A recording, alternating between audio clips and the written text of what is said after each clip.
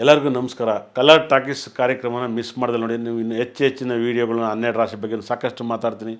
ನಿಮಗೆ ಇನ್ನೂ ನ್ಯೂಮರಾಲಜಿ ಬಗ್ಗೆ ತಿಳಿಸ್ಕೊಡ್ತೀನಿ, ಮತ್ತು ಕ್ರಿಸ್ಟಲ್ಸ್ ಬಗ್ಗೆ ತಿಳಿಸ್ಕೊಡ್ತೀನಿ, ಮತ್ತು ನವರತ್ನಗಳ ಬಗ್ಗೆ ತಿಳಿಸ್ಕೊಡ್ತೀನಿ. ಮನೇಲಿ ಯಾವ್ಯಾವ ಬಣ್ಣ ಬಂದರೆ ಲಕ್ ಬರ್ತಂತ ಅದ್ರ ಬಗ್ಗೆ ತಿಳಿಸ್ಕೊಡ್ತೀನಿ. ಮಿಸ್ ಮಾಡ್ದಲ್ಲ ಕಲರ್ ಟಾಕೀಸ್ನ ಮಿಸ್ ಮಾಡ್ದಲ್ಲ ನೋಡಿ. ನಾನು ಮಿಸ್ ಮಾಡ್ದಲ್ಲ ಈ ಕಾರ್ಯಕ್ರಮ ನೋಡ್ತೀನಿ, ನೀವು ನೋಡಿ. ಎಲ್ಲರಿಗೂ ಒಳ್ಳೆಯದಾಗಲಿ ದೇವರು. ಸಿಂಹರಾಶಿಗೆ ಹೇಗಿರುತ್ತೆ ಯುಗಾದಿ ಭವಿಷ್ಯ ನೋಡೋಣ. ಖಂಡಿತಲ್ಲೂ ಕೂಡ ಯುಗಾದಿ ಭವಿಷ್ಯ ಸಿಂಹರಾಶಿಗೆ ಒಂದಲ್ಲ ಒಂದು ಸಮಸ್ಯೆಯನ್ನು ಕೊಡುತ್ತಂತ ನನ್ನ ಒಂದು ಪ್ರಕಾರ. ಯುಗಾದಿಗೆ ಸಿಂಹರಾಶಿಗೆ 100ಕ್ಕೆ 10% ಮಾತ್ರ ಚೆನ್ನಾಗಿರೋದು. ಅದು ಕೂಡ 6ನೇ ತಿಂಗಳವರೆಗೂ ಮಾತ್ರ 100ಕ್ಕೆ 80% ಚೆನ್ನಾಗಿದೆ. 6ನೇ ತಿಂಗಳಿಂದ ನಿಮಗೆ 100ಕ್ಕೆ 10% ವೀಕ್ ಆಗ್ತೀರ. ಅಂದರೆ 90% ನಿಮ್ಮ ಸಂಪಾದನೆನ ಕಳ್ಕೊತೀರ ಅಂತ ಹೇಳಿದ್ರು. ಯಾಕಂದರೆ ಲಗ್ನದಲ್ಲಿ ರಾಶಿಲಿ ಕೇತು ಗ್ರಹ ಇದ್ದಾನೆ, ಗುರು ವ್ಯಯಸ್ಥಾನಕ್ಕೆ ಬರ್ತಿದ್ದಾನೆ, ಶನಿ ಅಷ್ಟಮದಲ್ಲಿದ್ದಾನೆ. ನಿಜವಾಗ್ಲೂ ನೀವು 6ನೇ ತಿಂಗಳ ಮೇಲೆ ನಿಮ್ಮ ಪ್ರಾಬ್ಲಮನ್ನು ದೇವ್ರಿಗೆ ಹೇಳಿದ್ರು ಕೂಡ ಕೇಳೋಕ್ಕೆ ರೆಡಿ ಇರೋಲ್ಲ. ಚಿತ್ರಗುಪ್ತನ ಕರೆದುಬಿಟ್ಟು ಹೇಳೋಣ, ಕುಬೇರನಿಗೆ ಹೇಳೋಣ, ಮಹಾಲಕ್ಷ್ಮಿಗೆ ಹೇಳೋಣ, ಸೂರ್ಯನಾರಾಯಣ ಯಾರು ಹೇಳಿದ್ರು ಕೇಳೋಲ್ಲ. ಯಾಕಂದರೆ ಈ ಗ್ರಹಗಳಿದಾವಲ್ಲ, 9 ಗ್ರಹಗಳು, 12 ರಾಶಿ, 27 ನಕ್ಷತ್ರ, 31 ಡೇಟು, ಯಾರ ಅಪ್ಪನ ಮನೆ ಸೊತ್ತಲ್ಲ. ಇವು ದೊಡ್ಡಪ್ಪ ಚಿಕ್ಕಪ್ಪನ ಮಕ್ಕಳೆಲ್ಲ ಲಂಚ ಕೇಳೋಲ್ಲ.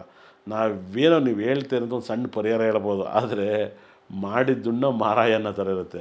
ಎಷ್ಟು ಪಾಪವನ್ನು ಕಣ್ಣು ಮುಂದೆ ನೀವು ಮಾಡಿ ಸಂಪಾದನೆ ಮಾಡಬೇಕು. ನನ್ನ ಗಂಡಂಗೆ ಸಂಪಾದನೆ ಮಾಡಿಡಬೇಕು, ನನ್ನ ಹೆಂಡತಿ ಸಂಪಾದನೆ ಮಾಡಿಡಬೇಕು, ನನ್ನ ಮಕ್ಳಿಗೆ ಇಡಬೇಕು, ನಮ್ಮ ತಾತನಿಗೆ ಇಡಬೇಕು, ಅವನ ಮೇಲೆ ನಾನು ಒಳ್ಳೆ ಕಾರ್ ತರಬೇಕು, ಅವನ ಮೇಲೆ ನಾನು ಬದುಕಬೇಕು, ಅವನ ಮೇಲೆ ಬಟ್ಟೆ ಹಾಕಬೇಕು, ಅವನಕ್ಕಿಂತ ಚೆನ್ನಾಗಿ ನಾನು ತಿರುಗಬೇಕು, ನಾನು ಡ್ರೈವರ್ ಮೇಲೆ ಇಟ್ಕೋಬೇಕು, ನಾನು ಗನ್ ಮೇಲೆ ಇಟ್ಕೋಬೇಕು, ನನಗೆ ಬಾಡಿ ಗಾರ್ಡ್ ಇಟ್ಕೋಬೇಕು ಅಂತಿದ್ರು. ಖಂಡಿತ ಕೂಡ ಯಾವ ಬಾಡಿ ಗಾರ್ಡ್ ಇರೋಲ್ಲ, ಅದೇ ಬಾಡಿ ಎತ್ಕೊಂಡು ಮಣ್ಣು ಮಾಡಬೇಕಾಗತ್ತೆ. ಖಂಡಿತ ಕೂಡ ನಿಮಗೆ ಚಾಲೆಂಜಿಂಗ್ ಬಂತು ಸಿಂಹರಾಶಿಗೆ ಅಂದರೆ ನಿಮಗೆ ದರಿದ್ರ ಒಕ್ಕರ್ಸ್ಕೊಂತು ಅಂತ ಅರ್ಥ. ಅವ್ನು ನೋಡಿ ನೀವು ಖುಷಿ ಪಡಿ, ಚೆನ್ನಾಗಿ ಬದುಕ್ತಾನೆ, ಒಳ್ಳೇದಾಗಲಿ, ಅವನಿಗೆ ದೇವ್ರು ಚೆನ್ನಾಗಿಟ್ಟಿರಲಿ, ಈ ಪ್ರಪಂಚದಲ್ಲಿ ಅವನು ಸಂತೋಷಗಿರೋಕ್ಕೆ ಬಂದಾನೆ, ನಾನು ಸಂತೋಷಗಿರೋಕ್ಕೆ ಬಂದಿನಿ, ನಾವಿಬ್ಬರು ಬಾಡಿಗೆ ಬಂದಿದ್ವಿ, ನಾವ್ಯಾಕೆ ಬೇಜಾರು ಮಾಡ್ಕೋಬೇಕು, ನಾನು ನೋಡಿ ಸೂರ್ಯನ ಇನ್ನೊಬ್ಬ ನೋಡ್ತೇನೆ, ನಾನು ನೋಡಿ ಚಂದ್ರ ಇನ್ನೊಬ್ಬನ ನೋಡ್ತೇನೆ ಅಂತ ನಿಮ್ಮ ಮನಸ್ಸಲ್ಲಿ ಯಾವತ್ತು ಬರುತ್ತೋ ದೇವರು ನಿಮಗೆ 90% ಕಷ್ಟನ 100% ಮಾಡಿಕೊಡ್ತಾನೆ. ನಿಮಗಿಲ್ಲ ಡೈಲಿ ಫೋನ್ ಇದೆ ಅಂತಿಲ್ಲ, ಅವನೇನು ಮಾಡ್ದ ಇವನೇನು ಮಾಡ್ದ ಅಂತ ಕೇಳೋಕ್ಕೆ ಸ್ಟಾರ್ಟ್ ಆದರೆ ಎಲ್ಲ ದರಿದ್ರಗಳು ನಿಮ್ಮ ಮನೆಗೆ ಹುಡುಕಿ ಬರ್ತವೆ. ಬಂದು ಪ್ರಾಬ್ಲಮ್ ಸಿಗಾಕಿರ್ತಾರೆ. ಖಂಡಿತಲ್ಲೂ ಕೂಡ ಈ ಕಾರ್ಯಕ್ರಮ ಮಾಡ್ತಾ ಇರೋರು ನೋಡಿದವ್ರು ಕಷ್ಟಕ್ಕೆ ಸಿಗಾಕಿ ಕೇಳಲಿ ಅಂತಲ್ಲ, ನೋಡಿ ಪಾರಾಗಲಿ ಅಂತ. ಸಿಂಹ ರಾಶಿಯವರಿಗೆ ಖಂಡಿತಲ್ಲೂ ಕೂಡ ಇಷ್ಟು ನೆಗೆಟಿವ್ ಇದೆ. ನಿಮ್ಮ ಮನೆಯಲ್ಲಿ ಬಿದಿರನ್ನ ಬೆಳೆಸಬೇಕು, ಬಿದಿರು ಗಿಡವನ್ನು ಬೆಳೆಸಿ, ಬಿದಿರನ್ನ ಬೆಳೆಸೋಷ್ಟು ವಾಯುಮೂಲ ತುಂಬ ಒಳ್ಳೆಯದು. ನಿಮ್ಮ ಮನೆಯಲ್ಲಿ ಸಿಂಹ ರಾಶಿಯವರಿಗೆ ಯೆಲ್ಲೋ ಕಲರು ಮತ್ತು ಬ್ಲ್ಯಾಕ್ ಕಲರ್ಸು ಅತಿ ಹೆಚ್ಚು ಇದ್ದರೆ ನಿಮಗೆ ತುಂಬ ಪ್ರಾಬ್ಲಮ್ ಬರುತ್ತೆ, ಕಂಟ್ರೋಲ್ ಮಾಡಿ. ಮತ್ತು ನಿಮ್ಮ ಮನೆಯಲ್ಲಿ ಸಿಂಹರಾಶಿಯವ್ರ ಮನೆಯಲ್ಲಿ ಒಂದು ಗಣಪತಿ ಫೋಟೋದಕ್ಕಿಂತ ಅತಿ ಹೆಚ್ಚು ಗಣಪತಿ ಫೋಟೋ, ಗಣಪತಿ ವಿಗ್ರಹ ಇದ್ದರೆ ನಿಮ್ಮ ಮನೇಲಿ ತೊಂದರೆಗಳು ಸಿಗಾಕಿರ್ತಾರೆ. ದೊಡ್ಡ ಶ್ರೀಮಂತರಿಗೆ ಬೆಳ್ಳಿ ಗಣಪತಿನ ಗಿಫ್ಟ್ ಕೊಟ್ಟಿರ್ತಾರೆ ರೂಮಲ್ಲಿ, ಸೂಟ್ ಕೇಸಲ್ಲಿ.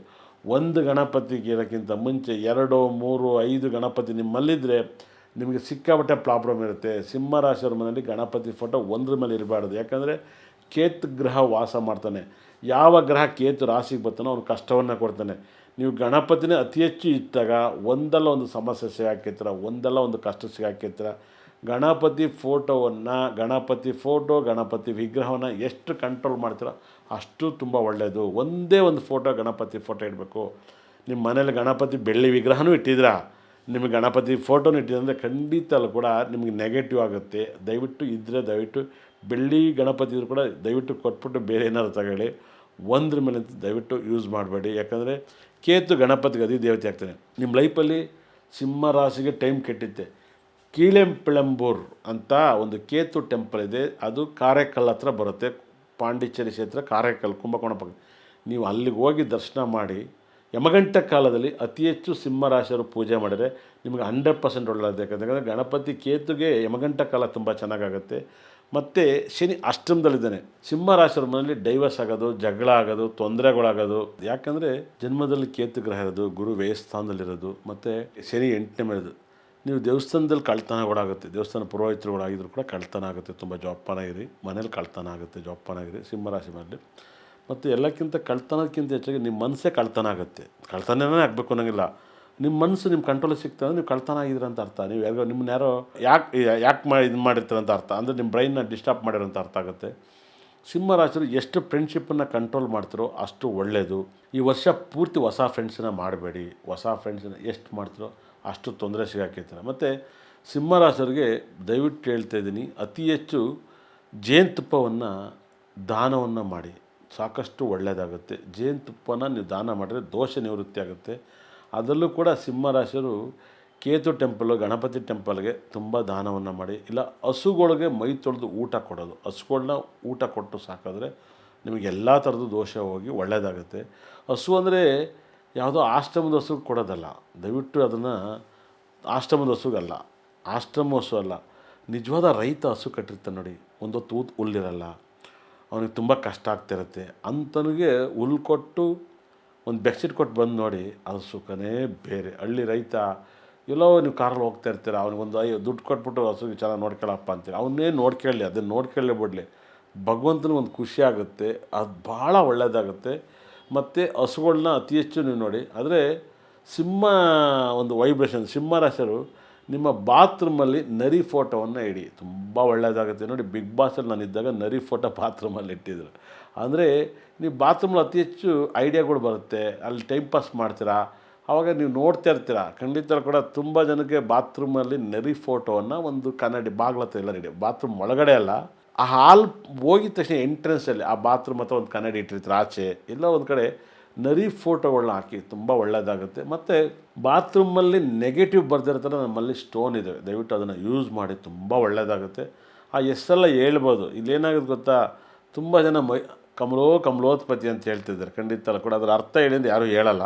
ಹಾಗಾಗಿನೇ ಆ ಡಿಮ್ಡುಮ ಬಾರಿಸಿದಾಗ ಕವಿರತ್ನ ಕಾಳಿದಾಸನ ಒಬ್ಬನ ಕೈಲಿ ಬಿಟ್ಟರೆ ಇದನ್ನು ಯಾರ ಕೈಲೂ ಬಗೆಹರಿಸೋಕ್ಕಲ್ಲ. ಅವ್ರು ಹೇಳ್ಬೋದು ಖಂಡಿತಲೂ ಕೂಡ. ಕಣ್ಣು ಹೆಂಗೆ ಬಂತು ಅಂತ ಹೇಳಿದ್ರೆ, ಕಮಲೋತ್ ಬಂದರೆ ಕಣ್ಣನಿಗೆ ಹೇಳಿದಾಗ ಅರ್ಥವನ್ನು, ಆ ಫೀಲಿಂಗ್ ಅಷ್ಟೆಲ್ಲ ಜನ ಅನುಭವಿಸಿದ್ರೆ ಮಾತ್ರ ಗೊತ್ತಿರುತ್ತೆ. 100%. 4 ಯೂಟ್ಯೂಬ್, ನಾವು 4 ಇನ್ಸ್ಟಾಗ್ರಾಮನ್ನು ನೋಡ್ಬಿಟ್ಟು ಕಾಪಿ ಮಾಡಿದ್ರೆ ಅದಲ್ಲ. ಖಂಡಿತಲೂ ಕೂಡ ವೈಬ್ರೇಷನ್ ಇರಬೇಕು. ಹೇಳ್ತಾಯಿದ್ರೆ ಆ ವೈಬ್ರೇಷನ್ ಇರಬೇಕು 100%. ಯಾಕಂದರೆ ನಾನು ಒಂದು ಸರಿ ಜ್ಯೋತಿಷ್ಯನ ಹೇಳ್ತಾಯಿದ್ರೆ, ದೇವರು ಕೂಡ ಬೆಳಗ್ಗೆ ಎದ್ದು ಕೂತು ನೋಡ್ತಾನೆ, ಆರ್ಯವರ್ಧನ ಕರೆಕ್ಟಾಗಿ ಹೇಳ್ತಾನೆ, ಇದು ನಡೆದಿರುತ್ತೆ. ನಾನು ಹೇಳ್ತಿರಕ್ಕಲ್ಲ, ದೇವ್ರು ನನ್ನ ಕೈಯಲ್ಲಿ ನುಡಿಸ್ತಾ ಇರ್ತಾನೆ, ದೇವ್ರು ಭಗವಂತನ ನನ್ನ ಕೈಯಲ್ಲಿ ನುಡಿಸ್ತಾ ಇರ್ತಾನೆ. ಆದರೆ ದೇವ್ರು ನನಗೆ ವಾಯ್ಸ್ ಕೊಟ್ಟಾನೆ, ಸೌಂಡ್ ಕೊಟ್ಟಾನೆ, ಒಂದು ಕನ್ನಡ ಪದವನ್ನು ಕೊಟ್ಟಾನೆ, ಅದನ್ನು ಕನ್ನಡಿಗರಾಗಿ ಕನ್ನಡವನ್ನು ಹೇಳ್ತಾ ಇರ್ತೀನಿ, ದಯವಿಟ್ಟು ಅರ್ಥ ಮಾಡ್ಕೊಳ್ಳಿ. ಸಿಂಹ ರಾಶಿ ನೆಗೆಟಿವ್ ಟೈಮರ್ಗೆ ಇಷ್ಟೊಂದೆಲ್ಲ ಟಿಪ್ಸನ್ನು ಕೊಟ್ಟಿರೋದ, ಈ ಟಿಪ್ಸನ್ನು ಅತಿ ಹೆಚ್ಚು ಬಳಸ್ಕೊಳ್ಳಿ, ನೀವು ತುಂಬ ತುಂಬ ತುಂಬ ಇಂಪ್ರೂವ್ಮೆಂಟ್ ಆಗ್ತೀರಾ.